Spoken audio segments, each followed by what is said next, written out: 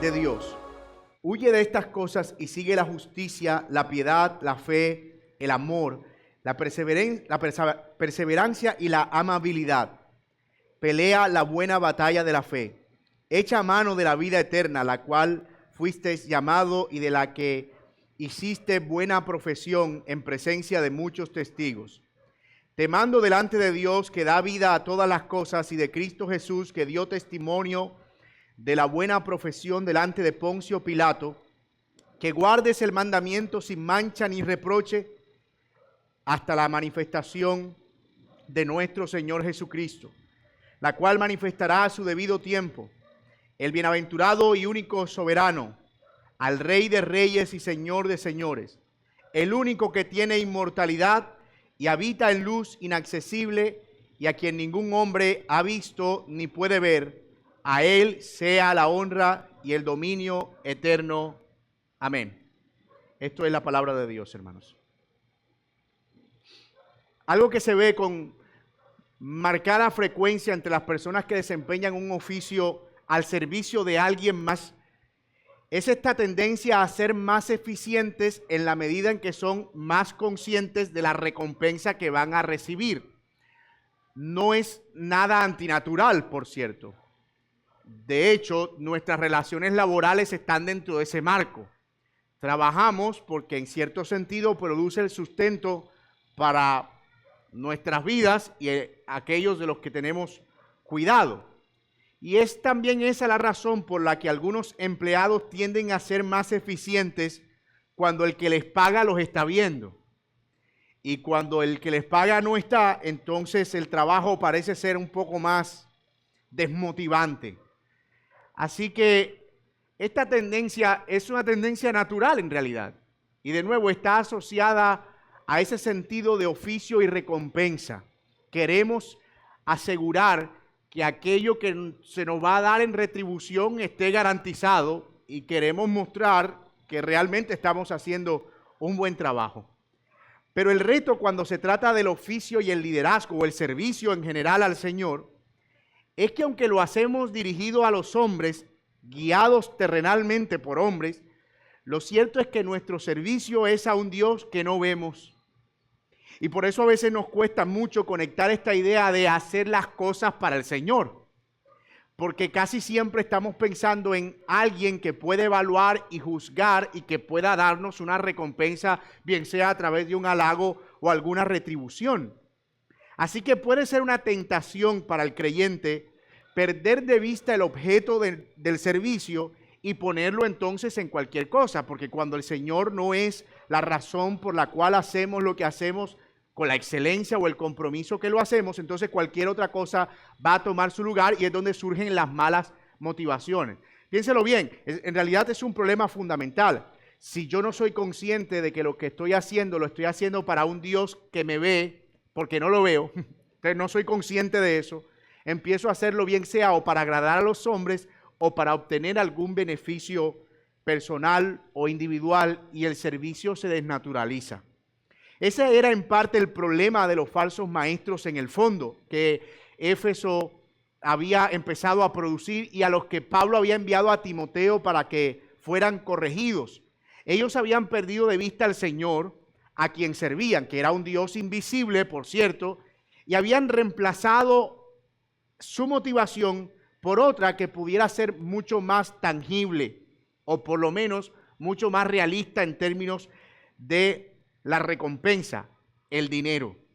Así que no es fácil, o más bien no es difícil entender por qué cuando estos falsos maestros perdieron de vista que lo que hacían lo hacían para el Señor, quien era al final al que tenían que dar cuenta, empiezan a ser esclavos del dinero y a servir solo a las riquezas y a sus propios intereses.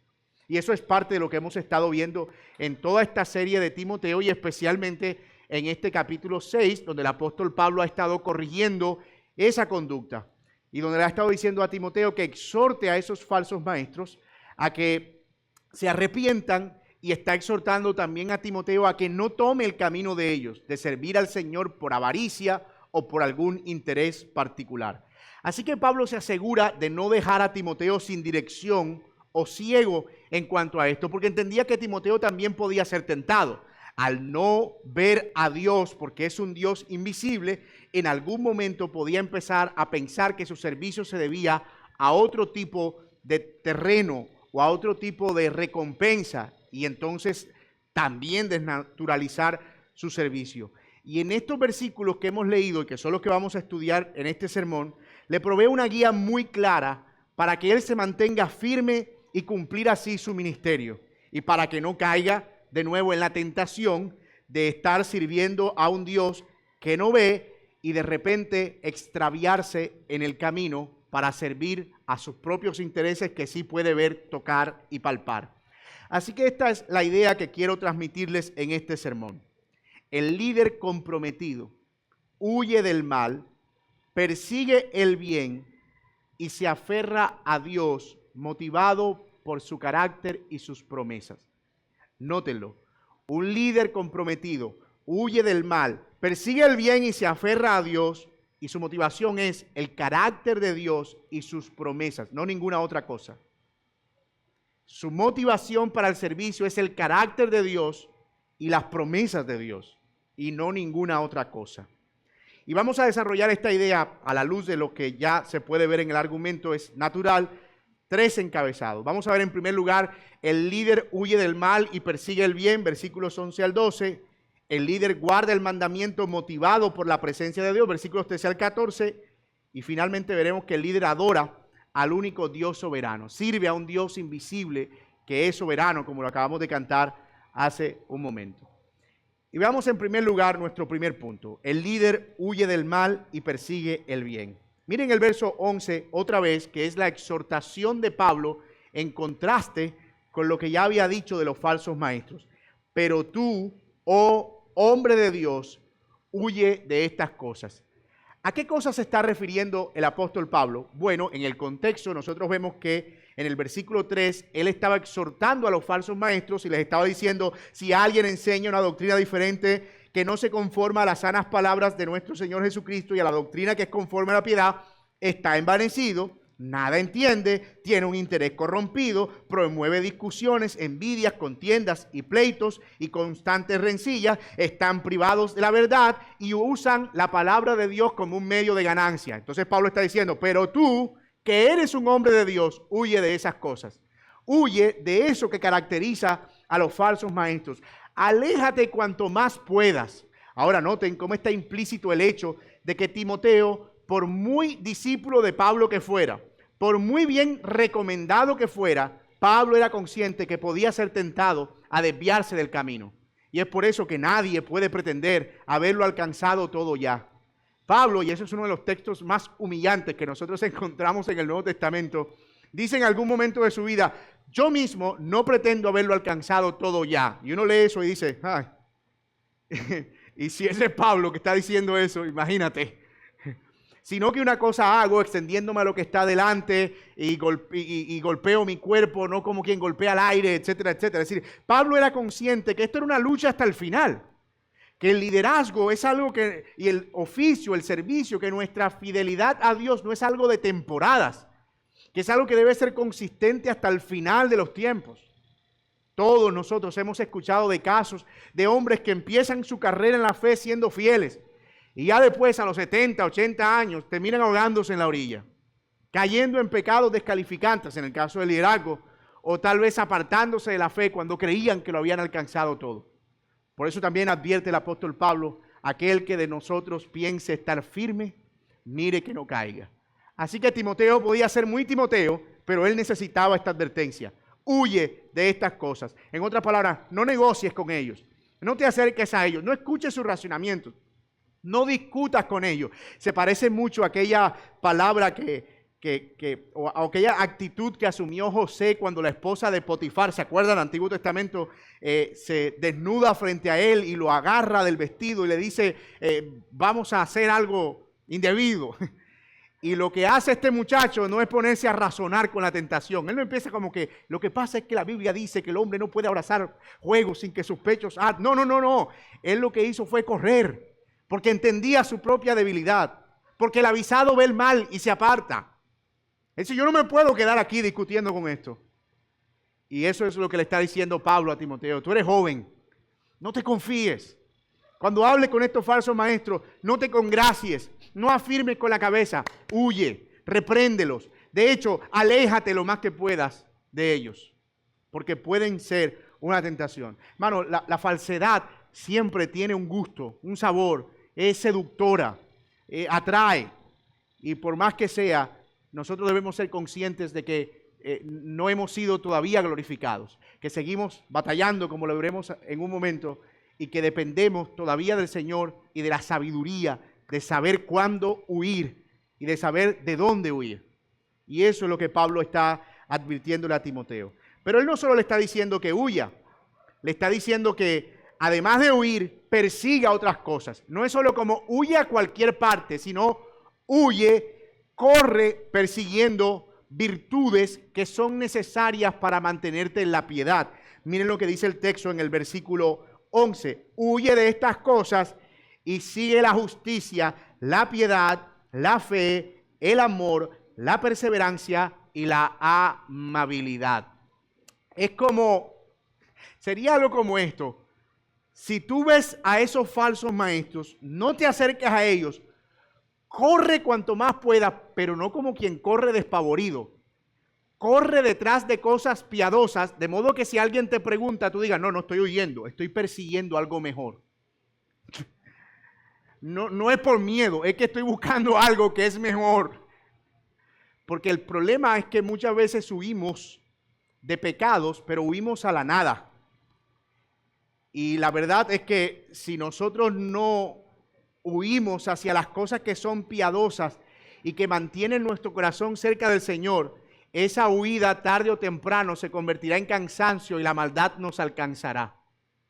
Una de las cosas que siempre recomendamos a los aconsejados es, tú no solo debes trabajar en abandonar el mal que estás haciendo, sino que debes trabajar en cultivar virtudes y cosas opuestas a esas. No es suficiente con que saques el ojo. Tienes que sacarte ese y ponerte otro, con el que puedas ver cosas virtuosas. No es suficiente con que te cortes la mano. Tendrás que ponerte una prótesis con la que puedas tocar y palpar la piedad. Es algo así como huye del pecado y sustituye eso con actitudes virtuosas. Hay algunas que Pablo menciona aquí, y aunque no es una lista exhaustiva, parece que nos dan una idea de a dónde quería Pablo que Timoteo huyera en medio de las tentaciones de estos falsos maestros. Justicia, que no es otra cosa que vivir en rectitud e integridad personal conforme a los principios de Dios. Ellos son injustos. Ellos favorecen a personas que son de su círculo. Ellos tienen favoritismos. Tú nunca vas a caer en esos favoritismos. Persigue la justicia. Persigue también la piedad. Ellos son corruptos. Ellos tienen un corazón pervertido, entregado a la codicia, pero tú persigue la devoción sincera y profunda hacia Dios. Refleja con tus acciones que realmente has conocido al Señor. También busca la fe, que es esto como confianza y fidelidad inquebrantable en Dios. Ellos se han apartado de la fe, se han abandonado a la falsa doctrina y se han apartado del camino del Señor, pero tú persigue la fe, persigue la confianza en Dios. En medio de toda la corrupción que puedas ver, persigue al Señor. Amor, ellos sirven solo por interés, ellos buscan solo lucrarse sus bolsillos con el dinero de la gente, pero tú entrégate cuanto más puedas, sacrificialmente, no hagas nada con interés retributivo. Entrega, si fuere posible, tu propia vida en amor hacia los demás, incluso cuando no sea correspondido. Persigue la paciencia. Ellos son rápidos, hacen cosas rápidas, hablando de los falsos maestros, pero tú persevera, sé constante.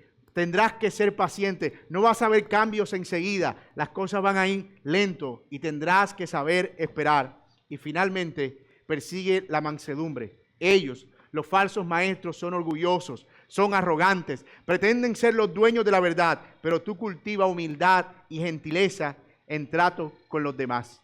Qué consejos tan preciosos que le está dando Pablo a Timoteo aquí, y que no sé si lo notaron, no solo aplica para alguien que está en el ministerio pastoral, aplica para nosotros que estamos moviéndonos en el mundo continuamente y que estamos a veces en medio de una jaula de lobos feroces y somos nosotros como pequeñas ovejas a punto de ser devoradas. corre lo más que puedas, huye de ahí y practica la piedad. Y sé que algunos de ustedes posiblemente están pensando en sus entornos de trabajo o en sus vecindarios o en situaciones a veces incluso que se dan en el contexto de la misma familia. ¿Cuántas veces no hemos experimentado que nuestra propia familia no creyente se convierte en una presión tremenda para que nosotros nos alejemos de la verdad? Y también esto tiene que ver con nosotros. Huye del mal, pero al mismo tiempo, mientras huyes, corre detrás de las virtudes justas. Como vemos, todas estas virtudes contrastan con las características de los falsos maestros. Timoteo debía ser completamente lo opuesto. El cristiano debe movilizarse para alejarse de las influencias que lo llevan a desobedecer a Dios, no solo los líderes. Voy a decir eso de nuevo. El cristiano debe movilizarse para alejarse de las influencias que lo llevan a desobedecer a Dios y esforzarse por cumplir el propósito de Dios. Hermanos, a veces creo que somos demasiado condescendientes con la maldad. Pensamos que somos demasiado inmunes, que nos hemos untado el repelente suficiente. Pero la verdad es que esos bichos no respetan repelente. La maldad se mete por los poros, entra por los oídos, por los ojos, por el corazón, por los pensamientos. La maldad es como el agua en un techo con una fisura. Por algún lado entra. Siempre está buscando. Yo siempre que escucho a los que resanan techos, siempre ellos dicen lo mismo. Eso es filosofía y sabiduría popular. El agua siempre busca una salida. De hecho, los que reparan techos lo dicen ya con tono sabio. Es que el agua siempre busca por dónde salir. Bueno, la maldad siempre busca por dónde entrar. Y por eso, mi hermano, hay que ser sabios, astutos, sagaces. Y no estamos hablando de que tenemos que alejarnos del mundo, vivir en una burbuja en la que no tenemos contacto con nadie porque no queremos tocar, porque no queremos palpar. Y aquí es donde cobra relevancia esto de cultivar las virtudes. No se trata solo de alejarme, que es lo que muchos hacen muchas veces. Me alejo de las personas malas y lo que cultivo y lo que comunico más bien es esta idea de tú no eres lo suficientemente santo para yo estar contigo. Pero si lo que hacemos es, en lugar de huir, perseguir virtudes, lo que le estamos diciendo es, mira, en lugar de vivir de esta manera, tal vez esto pueda traer mejores resultados para ti. Eso es lo que es ser sal del mundo. Luz del mundo, sal de la tierra. Es cultivar virtudes propias de la fe que terminen comunicando que eso es malo por su naturaleza. Y eso es reflejar a Cristo, entre otras cosas. Ahora, ¿va a ser fácil eso? No. De hecho, yo no necesito leer el texto, usted lo sabe por su experiencia. ¿Es fácil eso? No, para nada. Y por eso Pablo le dice a Timoteo, pelea la buena batalla de la fe. Eso te va a representar una lucha. Pues peléala. Posiblemente el lenguaje que está usando aquí Pablo tenga que ver con la guerra, aunque algunos creen que se refiere más al deporte, a esta práctica de luchar en los coliseos romanos y vencer. Es decir, tú no tienes que huir despavorido, tienes que cultivar las virtudes que se enfrenten a esas cosas y al final venzas. Pelea lo que tengas que pelear. Cultiva las virtudes que se enfrenten a estos llamados a la maldad. La vida cristiana es eso, mi hermano. Nunca nos libramos de esa batalla hasta que el Señor venga.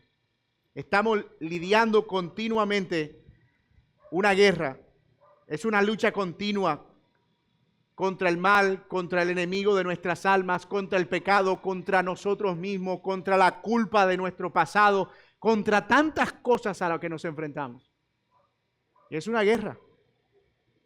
Así que le dice, peléalo, agarra la vida eterna como si fuera una espada, aférrate a ella, porque es aquí donde está tu esperanza. Miren el texto en el versículo 12, pelea la buena batalla de la fe, echa mano de la vida eterna a la cual fuiste llamado y de la que hiciste buena profesión en presencia de muchos testigos. Él está diciendo, no te avergüences de la fe que promueves. Esta referencia a lo que hiciste como profesión posiblemente sea una referencia al bautismo. Lo que este texto nos dice es que el día del bautismo de Timoteo fue un poco de gente a ver ese bautismo y a presenciar la profesión de fe de este muchacho, que era un griego convertido ahora al cristianismo. Y Pablo le está diciendo, no te avergüences. De la misma manera en que frente a muchos testigos tú publicaste tu fe y te sentiste orgulloso de eso, pues hazlo ahora, no te avergüences. Y eso nos deja ver que la lucha no es solo una lucha de resistencia por ceder ante la maldad, sino por avergonzarnos para no mostrar el bien, por no ser excluidos, por no ser rechazados, por perder ciertos privilegios. Y Pablo le está diciendo, tú no te avergüences de eso. Pelea la batalla que tengas que pelear. Honra al Señor, resistiendo las tentaciones y viviendo de una manera que honre al Señor. Y fíjense que yo estoy aquí como hablando no solo al liderazgo de la iglesia, porque este texto está hablando a Timoteo como un líder, pero creo que es una palabra que el Señor habla a todo creyente. Y es un llamado para todo creyente en general. Timoteo no es el único que está en una batalla. Nosotros la estamos librando todo el tiempo. Timoteo no es el único que está llamado a oír. Nosotros somos llamados a oír. Timoteo no es el único que está siendo llamado a cultivar virtudes que peleen contra esos principios de maldad. Nosotros estamos llamados también a eso. Oh, pero eso no es todo. El líder cristiano, en este caso Timoteo, pero por extensión todo creyente, debe estar motivado por un deseo profundo de agradar al Señor, sabiendo que lo que hace es lo que Dios pide que haga. Miren el versículo 13 y 14. Te mando delante de Dios, que da vida a todas las cosas, y de Cristo Jesús, que dio testimonio de la buena profesión de fe delante de Poncio Pilato, que guardes el mandamiento sin mancha ni reproche hasta la manifestación de nuestro Señor Jesucristo. Pablo le está poniendo a Timoteo la presencia de Dios como una motivación. Él está diciendo, la razón por la que te estoy pidiendo que viva de esta manera es porque tu vida está delante de la presencia de Dios. ¿Se acuerdan? Hace algunas semanas predicamos sobre lo que significa la palabra coram deo y lo que significa vivir en la presencia de Dios. Es vivir consciente de que Dios está continuamente viendo tus acciones, que todo lo que haces lo estás haciendo delante de la presencia de Dios. Ahora, esto era una motivación importante por lo que dije al principio. Usualmente nosotros tendemos por naturaleza a ser más efectivos cuando somos más conscientes de que aquel para quien hacemos las cosas nos está viendo. Y cuando creemos que no nos está viendo, entonces empezamos a hacer más lapsos. Y pasa también con las cosas espirituales. A veces el problema del pecado en la vida de las personas no está tanto en lo que el pecado es capaz de hacer, sino en cuánto ellos creen que pueden ocultar ese pecado.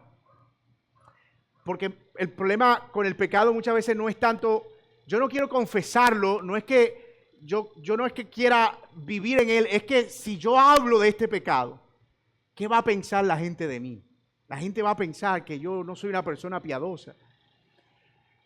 El asunto con eso es que la gente pierde de vista que cuando uno peca, lo está haciendo en las narices de Dios. O sea, el Señor no se esconde, no es como que tú vas rumbo al pecado y dices, ay no, yo no voy a ver eso, no. Y después Él mira y dice, ya salió de ahí, ok, yo no vi nada. No hay nada que se escape de los ojos del Señor. A veces yo mismo hago este ejercicio conmigo, pero trato de hacerlo también con otros para despertarlo a la realidad de cómo somos llamados a una vida santa. Y les pongo este ejercicio como de choque mental, es una idea, es una recreación hipotética. Es como, imagínate que tú sales por la calle con un amplificador de pensamientos, es decir, un aparato conectado a tu cerebro que escucha todo lo que tú piensas y todo eso se empieza a escuchar en unos parlantes con unos decibeles altos por toda la calle. O sea, recrea la escena. Entonces tú vas caminando y se atravesó alguien en el carro y el pensamiento vino y se escucha con los parlantes en toda la calle. Siendo consciente de eso, ¿cómo caminarías? Es cierto que es como, uno dice, uy, no, qué vergüenza, qué pensará la gente, que no, yo ni salgo a la calle, me dicen algunos. Porque empezamos a través de esa recreación hipotética a ser conscientes de que los otros están viendo el pecado que estamos cometiendo. Pero olvidamos que nuestros pecados y pensamientos se escuchan en 3D en la presencia del Señor. Es decir, es como si pensáramos que el hecho de que los hombres no lo escuchen es más importante a que Dios lo escuche. O a que los hombres no vean nuestro pecado es lo importante. No importa si Dios lo ve. Por eso es que muchas personas perseveran en guardar pecados en sus corazones. Porque olvidan, pierden de vista que el Señor está en los cielos. Y que podremos ocultarnos de los hombres y fingir una apariencia de piedad. Pero de Dios nunca nos vamos a esconder. Ni siquiera nuestros pensamientos, ahora nuestras acciones. Lo más tonto que una persona puede hacer es pretender pecar escondido. Es como el ejercicio de Jonás de pensar que él podía pagar un pasaje e irse lejos de la presencia de Dios. Eso es absurdo. Pues Pablo le está diciendo a Timoteo, mira, condúcete como es debido, porque tu vida está completamente expuesta delante de la presencia de Dios. Eso, ser conscientes de eso, tiene que tener un impacto en la vida de un verdadero creyente. Conducirnos a una humildad genuina, a una santidad genuina, a un compromiso genuino con la pureza. Y eso es lo que Pablo está presentando delante de Timoteo. Guarda el mandamiento sin mácula. Es posible que Timoteo, como ninguno de nosotros, pudiera llegar a ser perfecto. Nadie va a llegar a ser perfecto. Y seguramente algunos pecados el Señor escuchará en su presencia y verá en su presencia. Pero una cosa que debería escuchar el Señor también es nuestro arrepentimiento. Es nuestro corazón dolido por haber ofendido su nombre. La conciencia de la presencia de Dios en nosotros es lo que produce verdadera santidad. Es lo que produce un compromiso verdadero por cumplir y guardar su palabra. Hermanos, nosotros no podemos obedecer solamente porque se nos está pidiendo una cuenta. A los que tengamos aquí como candidatos al ministerio, ellos podrán durante el periodo de observación en algún momento fingir algunas de las virtudes de 1 Timoteo capítulo 3 para que el día de la ordenación nadie tenga objeciones, pero delante del Señor, hermano, ¿quién se puede esconder? Las personas que sirven podrán fingir mucha amabilidad y mucho servicio, pero al final los pecados quedarán al descubierto delante del Señor. Nadie puede esconderse de la presencia de Dios. Esa realidad es abrumadora y debería abrumarnos también a nosotros. ¿A quién vamos a engañar? Podemos engañar a nosotros mismos, pero al Señor no podemos engañarlo. Timoteo debía cumplir su ministerio de manera irreprochable, manteniendo la pureza en su enseñanza y en su vida. ¿Y hasta cuándo eso? ¿Cuándo termina eso? Pues el texto dice hasta que el Señor aparezca. ¿Cuánto dura la batalla? Hasta que el Señor aparezca. ¿Cuánto debo huir de la maldad y perseguir la justicia? Hasta que el Señor aparezca. ¿Y cuánto debo ser consciente de la presencia del Señor para cumplir sus mandatos y su ley?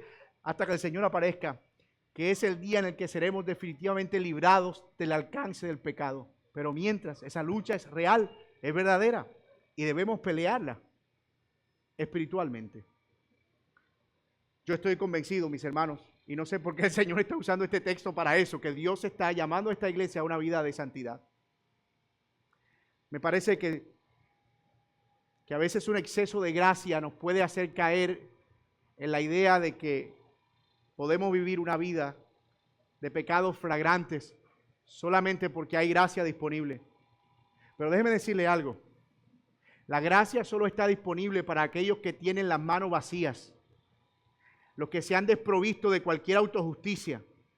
Cuando una persona dice en sí, voy a pecar porque al final el Señor tendrá gracia para mí. Él no tiene arrepentimiento, que es el prerequisito de la gracia, y no lo tiene porque está planificando su pecado, lo que implica que no está dolido por su pecado. Así que cuando tú llegues a reclamar gracia, tú no vas a recibir gracia, y no porque Dios no la tenga, es porque tus manos no están vacías, es porque no hay arrepentimiento. Nadie puede, hermanos, vivir con favores de gracia anticipadas, de perdón. El Señor nos llama a vivir cada día de nuestra vida en santidad, cada día de nuestra vida en pureza, cada día de nuestra vida guardando su palabra. Así que si alguien ha llegado a concebir en su mente la idea de que puedo vivir como quiera, porque al final el Señor tiene gracia suficiente, ten cuidado de no estar jugando con la gracia y que termines encontrándote de verdad con el rostro santo del Señor, lo cual sería terrible para ti, porque es terrible cosa caer en las manos de un Dios vivo. Así que este es un llamado serio, no solo a Timoteo. Creo que el Señor nos está llamando a nosotros, por su Espíritu Santo y por su palabra, a una vida santa. Pero esta motivación de la presencia de Dios no era lo único que debía motivar a Timoteo a ser santo y puro, sino el hecho de que el Señor es digno de honor y de gloria y que es del Señor de quien recibirá una recompensa. De hecho, el texto más hermoso que encontramos en 1 Timoteo en sentido de exaltación al Señor está en este pasaje. El versículo 15 dice: la cual se manifestará a su debido tiempo, el bienaventurado y único Rey soberano, Rey de reyes y Señor de señores, el único que tiene inmortalidad y habita en luz inaccesible, a quien ningún hombre ha visto ni puede ver. A Él sea la honra y el dominio eterno. Uno lee el texto y uno dice, ¿cómo Pablo llega ahí? O sea, es como esos textos que pareciera que son como pegados, que uno dice, trata uno de encontrar qué relación tiene que Pablo le pida a Timoteo que cumpla el mandamiento sin mancha y que dé testimonio, así como el Señor Jesucristo lo hizo delante de Poncio Pilato, que no se avergüence, con esta declaración de exaltación. Algunos comentaristas sugieren que aquí hay una expresión de Pablo de adoración al encontrarse con la realidad de que el Señor va a regresar por segunda vez a recompensar a los suyos. Es como cuando estás hablando de algo y tocas un tema que te conecta con algo que te apasiona y tú no puedes dejar de decirlo. Y como no tienes palabras para decirlo, simplemente lo conviertes en una exaltación. Y miren que es más o menos como naturalmente se da el flujo del pasaje. Que guardes el mandamiento sin mancha ni reproche hasta la manifestación de nuestro Señor Jesucristo, que por cierto, manifestación gloriosa de un Dios bienaventurado, Rey de reyes, Señor de señores. Y ahí es donde Él conecta la exaltación. Es al decirle, tú estás delante de un Dios que se ha de manifestar a su debido tiempo. Un Dios al que estamos esperando y que volverá a dar recompensa. Y esto tiene mucho sentido en el contexto de lo que Él está diciendo a Timoteo. Recuerden cómo empezamos la carta. El problema de los falsos maestros parece ser que no eran conscientes que estaban sirviendo a un Dios invisible, por lo que recurrieron a cosas visibles como una fuente de motivación. Y Pablo le está diciendo, nuestra recompensa viene de los cielos, no de la tierra. No hay nada que nosotros hagamos aquí que esté fuera del control soberano, y no hay nada que Él no vea. Todo lo que hacemos está delante de su presencia. Y eso hace que esta doxología encaje perfectamente con la exhortación. Y mis amados, por demás está decir que este texto nos deja también claro que si hay algo que nosotros necesitamos para vencer el pecado y luchar contra el mal, es contemplar la gloria y la belleza de nuestro Señor Jesucristo. Es contemplar la gloria del Evangelio. Muchas personas intentan pelear contra el pecado de muchas maneras. Hay personas que lo intentan a través de la abstinencia personal y lo logran temporalmente. Un borracho no necesita el Evangelio para dejar la borrachera. Todos conocemos al tío que un día se gastó todo el dinero y resolvió nunca más tomarse un trago. Y hoy se siente orgulloso, con el pecho rojo y abotonado aquí, diciendo, yo dejé el trago y no necesité ninguna Biblia. Porque se puede moralmente vencer ciertos hábitos reemplazados por otros. Otros no solo recurren al moralismo, sino al legalismo, que es esta forma de luchar contra el pecado porque si yo no peco recibo un beneficio a cambio. Y funciona como estímulo. Si yo no peco, el Señor me bendice. Si yo no peco, no voy al infierno. Si yo no peco, obtengo la gracia. Y vemos el compromiso con la santidad como una transacción en la que si yo soy santo recibo algo.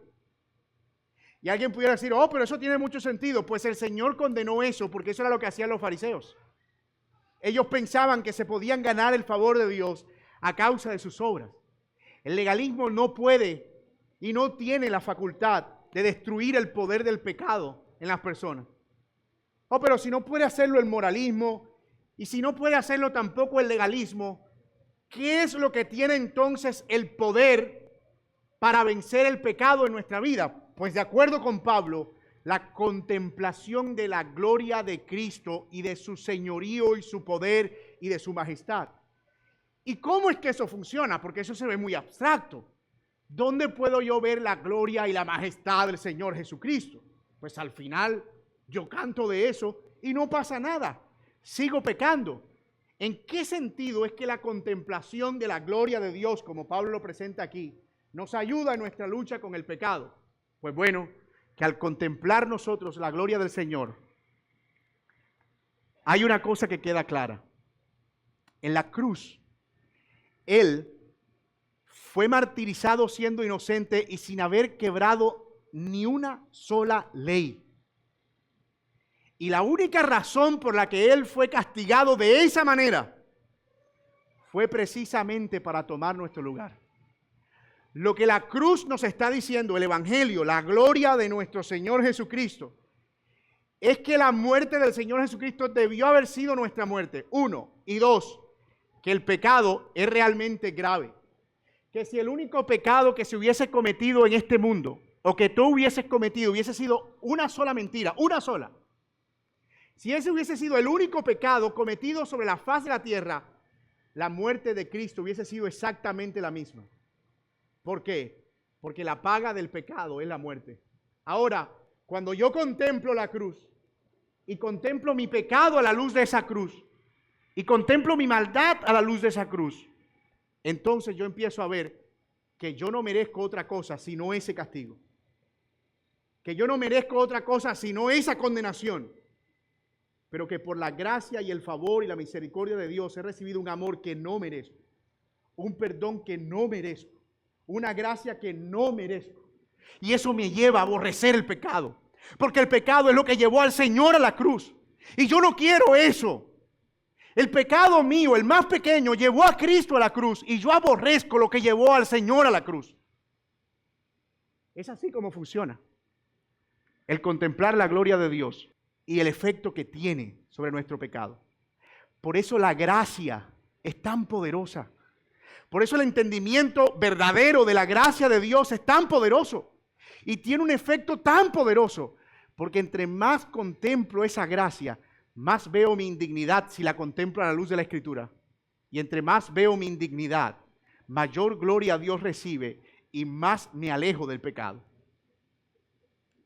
De hecho, algunos pensarán que la gracia tiene el efecto contrario, pero el Señor la diseñó de tal manera que funcionara así.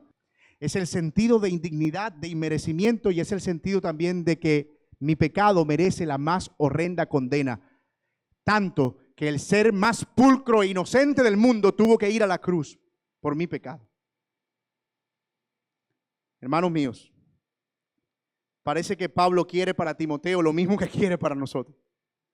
Que al contemplar al único y soberano, al Rey de Reyes y Señor de Señores, al único que tiene inmortalidad y que habita en luz inaccesible, a quien ningún hombre ha visto ni puede ver, que al contemplar su gloriosa majestad, nosotros crezcamos en santidad, en pureza y en verdad en nuestra vida. Si tú estás batallando con el pecado, tú necesitas huir, correr a las virtudes del Señor, pero necesitas el Evangelio. Necesitas contemplar a Cristo, conocer más a Cristo, abrazar más la gracia. Necesitas de la cruz. Necesitas el Evangelio. El Señor a su tiempo manifestará su gloria. Él es el dueño de todo, el soberano. Él posee poder absoluto sobre todas las cosas. Él es el rey que gobierna sobre todo. El dueño de todo lo que hacemos y la motivación por quien hacemos todo lo que hacemos. Él es el único inmortal. Él es el Dios eterno. Él es en principio y sin fin. La muerte no tiene dominio sobre él. Él es quien habita en perfecta santidad y quien desea que sus hijos sean también santos. Él es a quien ninguno de los hombres ha visto, pero que ha revelado su majestad y su amor y su gracia por medio de su Hijo Jesucristo. Pablo está usando esto para animar a Timoteo a contemplar la grandeza de Dios. Y Timoteo puede encontrar fortaleza y motivación al contemplar eso. Entre más conocemos al Señor, más somos conscientes de nuestro pecado. Tuve la oportunidad de predicar sobre Isaías 6, ahora que estuve en Villavicencio, y fue un pasaje realmente conmovedor. Lo es por naturaleza, pero enseñarlo fue realmente sobrecogedor. Si ustedes lo recuerdan, en esa visión Isaías es llevado al cielo y él ve al Señor en su gloria y su majestad.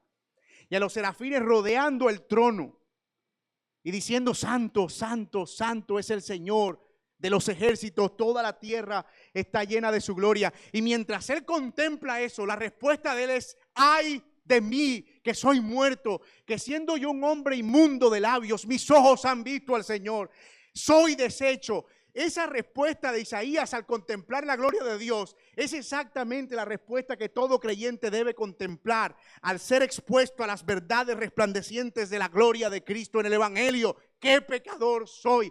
¡Qué miserable soy! ¡Qué deshecho soy! ¡Qué tan sujeto a la condenación soy!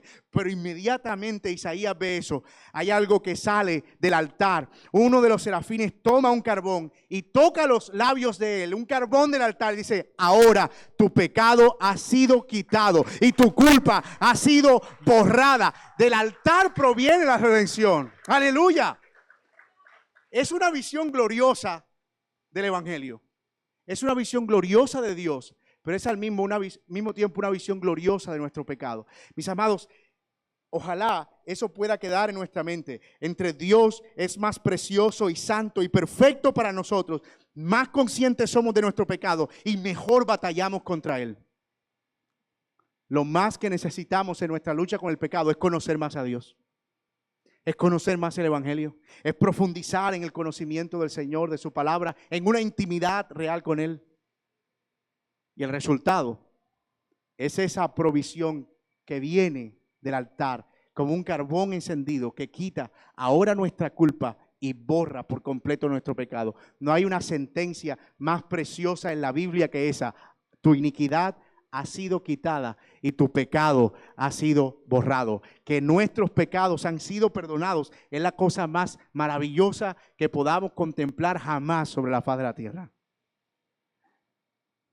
Bendito sea el Señor, mis hermanos amados, que nos permite contemplar estas verdades. Y bendito sea el Señor que nos permite recordar este llamado de nuevo a Timoteo y también a nosotros, a huir del mal y del pecado, pero correr a la justicia y la virtud, a contemplar al Señor y entender que estamos delante de su presencia, lo cual debe llevarnos a cumplir su palabra y guardarla, pero sobre todo a contemplar la majestad del Evangelio y lo que Él ha revelado, para poder vivir del efecto que eso tiene en nosotros y en nuestra lucha con el pecado. Es una batalla real, pero es una batalla en la que no estamos solos, en la que el Señor nos ha provisto lo necesario. Y gracias a Dios porque nos permite recordar hoy. Así que, mi amigo, si tú estás aquí y tú no tienes al Señor Jesucristo y tú has estado batallando también en tu vida con la culpa y con el pecado, yo espero que hoy tú hayas podido ver esto como una verdad y un llamado del Señor para tu alma. Necesitas arrepentirte de tu pecado. Necesitas ver al Señor con todo tu corazón y Él perdonará y borrará todos tus pecados y quitará la horrenda culpa y el peso que cae sobre tus hombros, que no te deja vivir. Ven a Cristo hoy y experimenta la verdadera libertad que solo tenemos al contemplar la gloria de nuestro Señor Jesucristo. Puestos en pie, hermanos, oremos al Señor.